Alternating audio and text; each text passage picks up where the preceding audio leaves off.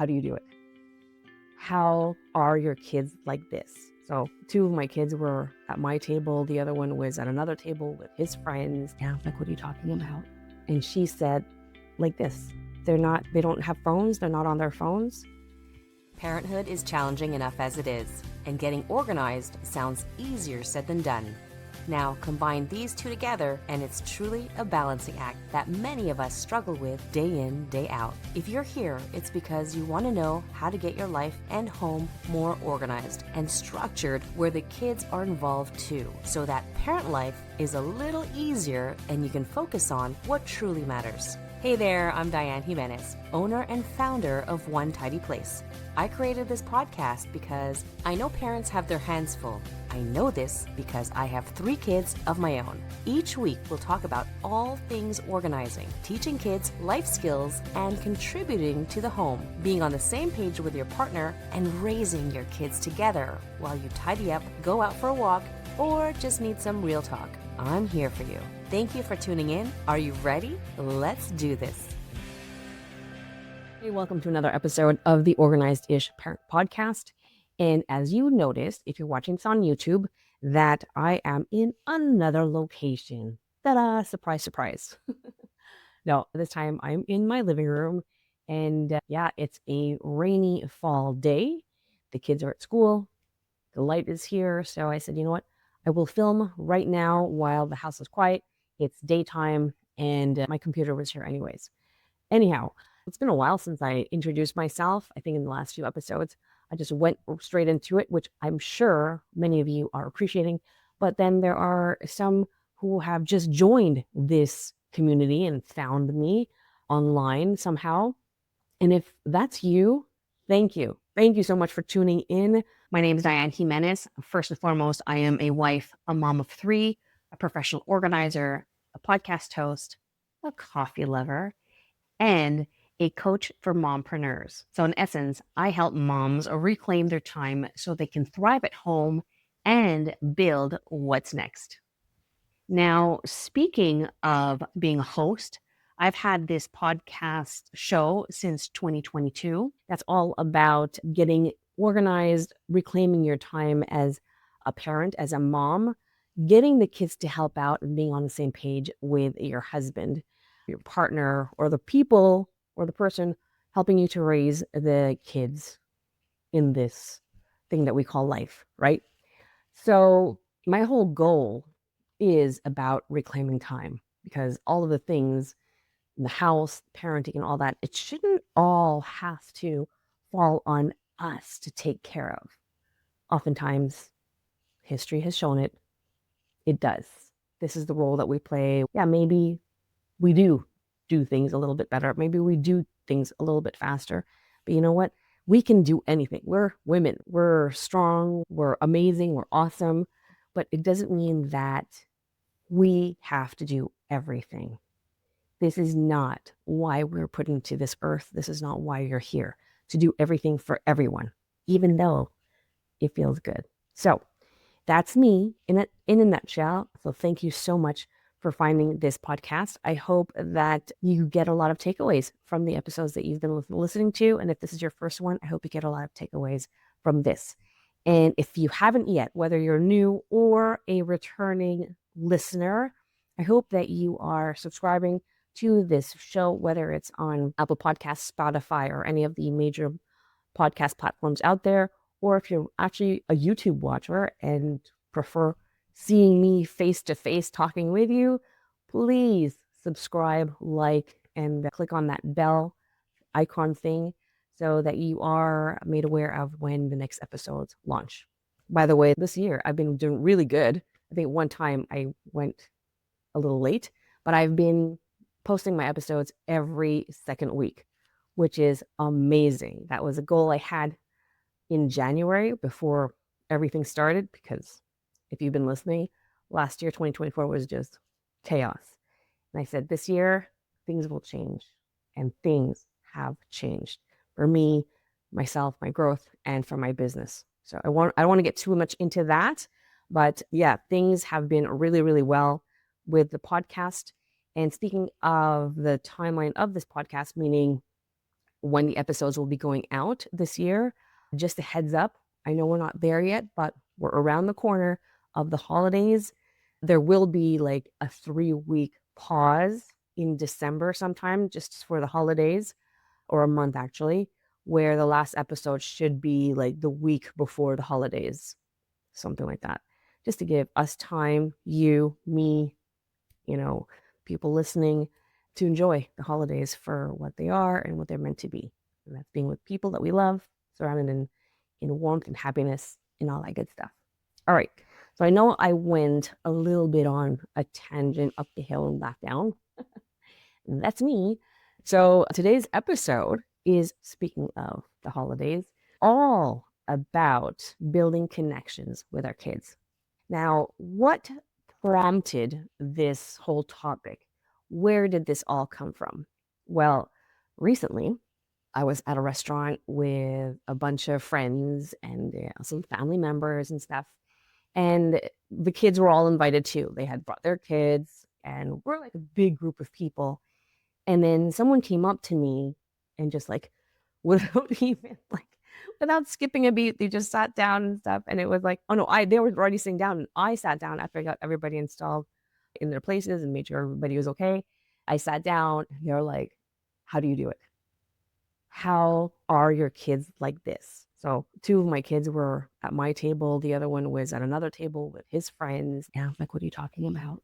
And she said, like this. They don't have phones. They're not on their phones. And I was like, oh, well, my kids were coloring, they're drawing, they're having a little game going on with their drawing contests and stuff. And I was like, I don't know, they've always been doing this and they don't have phones. Actually, correct. They do have a phone, they just do not have a smartphone.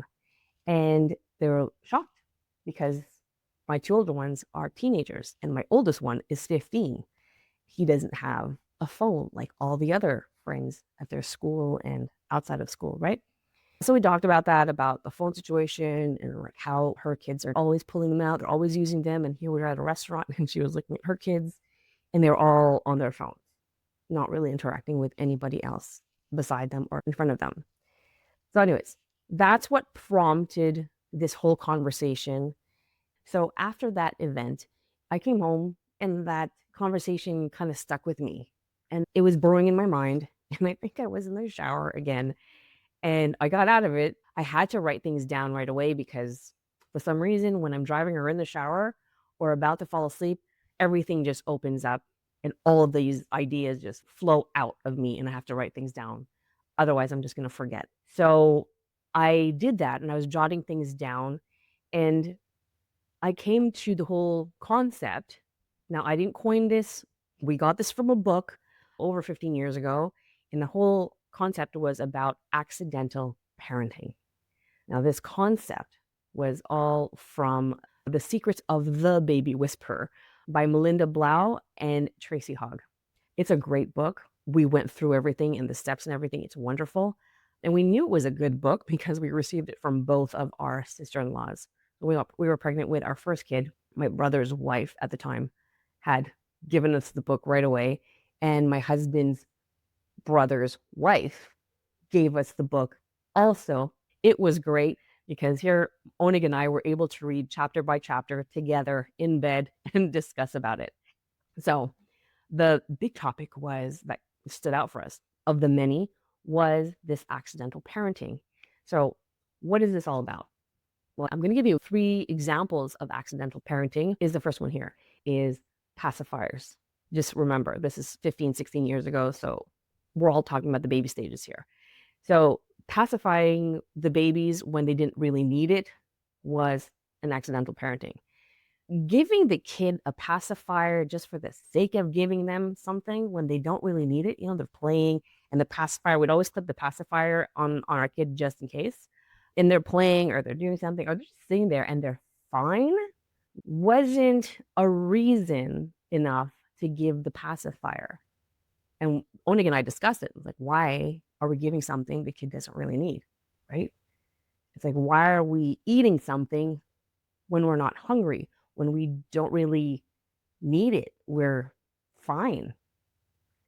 So this kind of translated to later on in life. I mean, this is in retrospect right now, like we didn't think about it before, but like being in the habit of giving them something that they don't really need just because, and then applying that to from pacifiers now to electronics. Hey man, that's you see where I'm going? That's the recipe for eventual disaster. Picking up the babies the second that they would cry was considered accidental parenting. Not all cries are the same, right? And not all calls for you is an emergency situation. And anything that was emergency situation, let's say they hurt themselves, they bump their head, or like, they stub their toe or something like that. They were saying before you go and run and rush and pick up the kid, pause, stop, and just like think, what kind of situation is this? What kind of cry is this? Is this an emergency, or is it just like they're shifting their bodies and they just want to like move and they have a little noise that comes out, right? So that pause allowed us to just stop and like bring us back down to a lower level than heightened. Because imagine if the kid was injured or hurt, the first thing they're in shock. So then here you are rushing to come in and your face is like, like full of shock and just like panic mode. Well, guess what? Because you're scared and freaking out, their fear, shock, and freaking out just skyrocketed. And now it's just chaos, right? So that pause, even if it's for a split second, is key. So that's what they were saying to fix that accidental parenting of not picking up the kid right away when you hear the first sound. And the last example I have is letting them sleep in the bed with you was a form of accidental parenting. Now, I know I'm going to get a lot of heat from many parents probably listening to this and saying, hey, we're not against co-sleeping and it's the best thing and all that. Great. I am not disproving that. I'm not going against it. It was just, it made sense for us at the time and it worked for us for all three kids. So, what did we learn from all of this accidental parenting? And how does it relate to building communication and connections with our kids? So, these accidental parenting examples, there are other ones too, but these were the top three that came up to us, is we had to look at the bigger picture. So, like I've mentioned in some of these examples, the bigger picture was like, are we creating more of a mess, more of a problem because now this small portion of like doing something accidentally will now snowball into this bigger, more complex and more problematic and chaotic situation that we have to undo, I don't know, just try to resolve in the future. And that now, so the kid is able to talk back, argue, and maybe even potentially walk away. So the things that are very innocent and, well, what's the big deal? Well, can turn into a snowball of, oh my God, how do I get my kid to let go of their devices? How do I get them to look up when they're talking to me? So when we paused and looked at the bigger picture, that scene was not anywhere that we wanted to be in. So nip things at the bud and play the long game.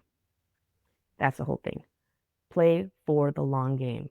You work a little bit at the beginning, hard enough, do the tedious tasks, do the mundane tasks so that in the future, long run, it pays off 10, 20, 100 fold.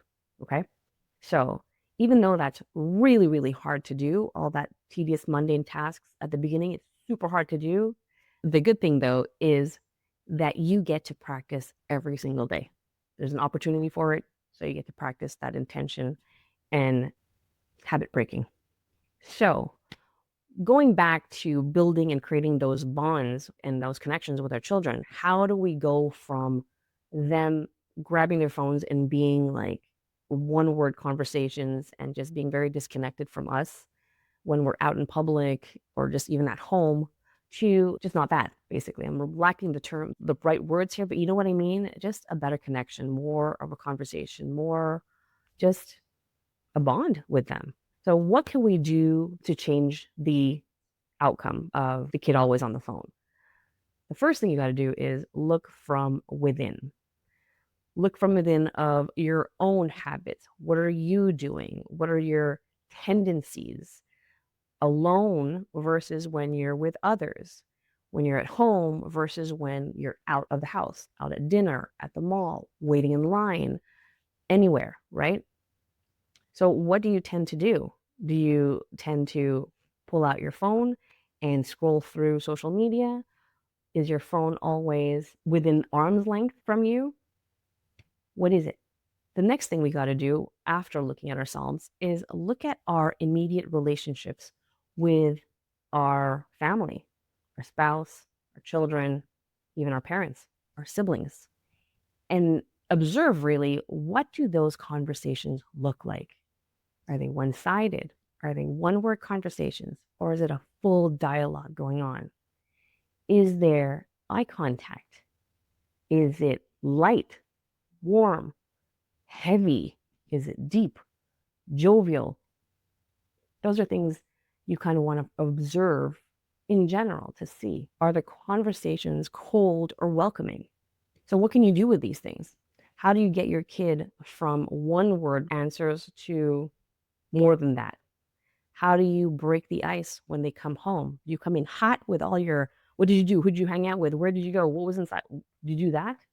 Or do you ask more specific questions, situational questions, right? I heard this example once and I thought it was really good. It was, instead of asking, hey, how was your day as a teen, let's say, it was, so tell me, how is it being a teenager these days? What's it like?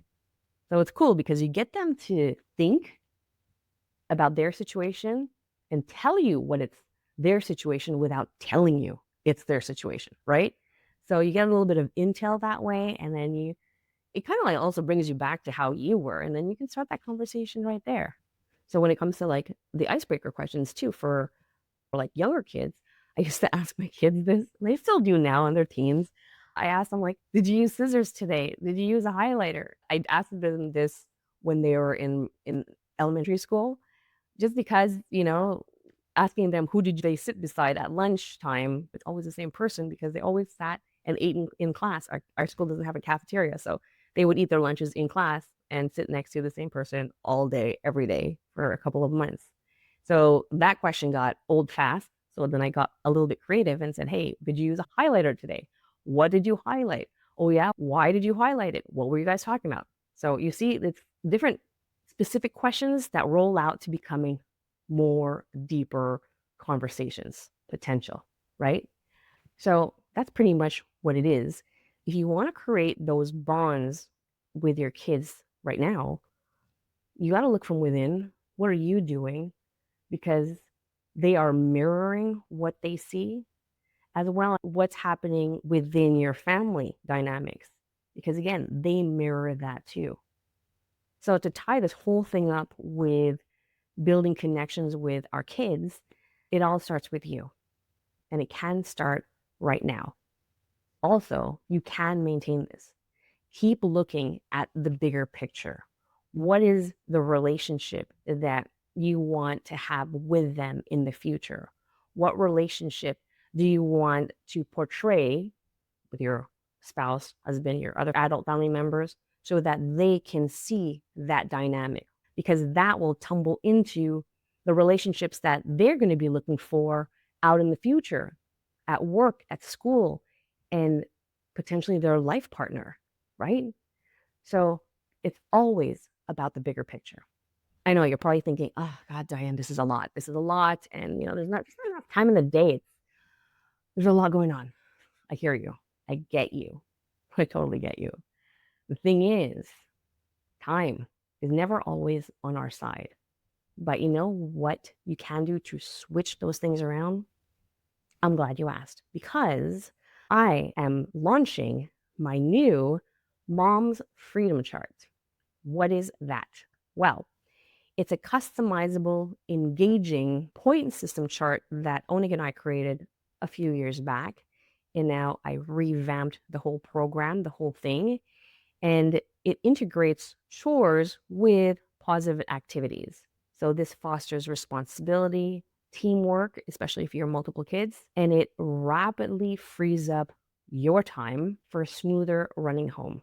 The average time you can reclaim just by implementing this system within 7 days is approximately 5 hours, all depending on the age of your kids and their capabilities.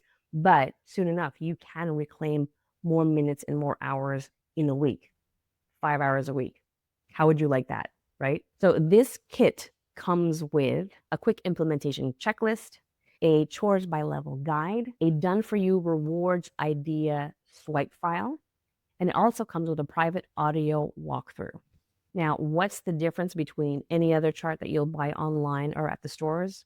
Well, the secret in the Mom's Freedom Chart is the positive habit loop generator because it uses layered point systems to reinforce positive activities with the mundane daily tasks or tasks in general. It ties into activities and learned skills as well as teamwork and creating self sustaining family rhythms that reduce mom's load and reclaims precious hours weekly.